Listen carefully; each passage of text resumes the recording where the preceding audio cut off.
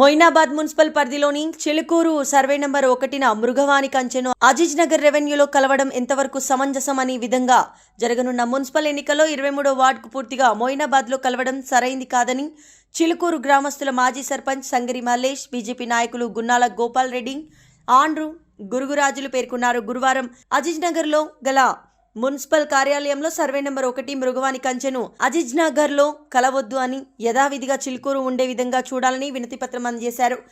అదేవిధంగా మొయినాబాద్ మున్సిపల్లో 32,000 ఓట్లు ఉన్నప్పటికీ ఒక్క వార్డుకు 1250 ఓటర్లు ఏర్పాటు చేసినప్పుడు చిలుకూరు అప్పోజిగూడ కలిపితే 6 వార్డులు ఏర్పడతాయని పేర్కొన్నారు.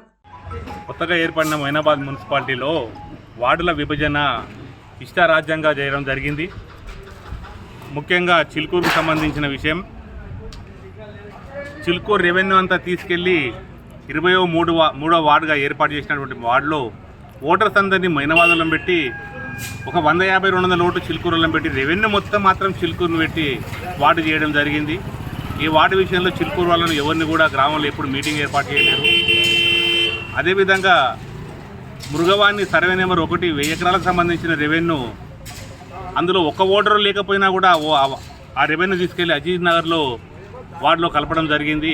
దాన్ని చిలుకూరు రెవెన్యూ కాబట్టి చిలుకూరు రెవెన్యూగానే పరిగణించాలి.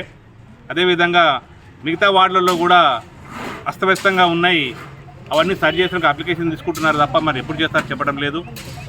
కాబట్టి మొయినాబాద్ విషయంలో మాత్రం మా గ్రామానికి చాలా అన్యాయం చేస్తున్నారు. కాబట్టి కమిషనర్ గారు మా గ్రామం పైన కక్ష కట్టిన విధంగానే చేసినట్టుగానే కనిపిస్తున్నది. కాబట్టి దీనిపైన పై అధికారులు కానీ మున్సిపల్ అధికారులు కానీ స్పందించి న్యాయం చేయాలని కోరుకుంటున్నాం.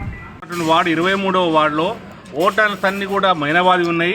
ఒక 200 ఓట్లు మాత్రం చిలుకూరు పెట్టి రెవెన్యూ మొత్తం చిలుకూరుదే పెట్టారు. కాబట్టి ఆ విధంగా ఒక వార్డు మా గ్రామం కోల్పోతున్నది. కాబట్టి దానికి న్యాయం చేయాలని కోరుకుంటున్నాం. మన మొయినాబాద్ మున్సిపాలిటీలోని మన చిలుకూరు గ్రామాన్ని ఏం చేసి తీసుకొచ్చి దాని చిలుకూరు కాంచెని తీసుకొచ్చి అజిందా రాశారు. కానీ చిలుకూరు రెవెన్యూ చిలుకూరుకే రాయాలి. అలా ఇంకోటి మొత్తం ఓటర్స్ మొత్తము 32,000 అని చెప్పారు. ఇప్పుడు ఒక వార్డుకి ఎంత వస్తుంది? 1230 ఓట్లు వస్తాయి. ఆ 1230 ఓట్ల ప్రకారం మీరు చేయాలి. కానీ కొన్ని 800 చేసి, కొన్ని ఏమో 1200 చేసి, కొన్ని 1700 చేసి పద్ధతి కాదు.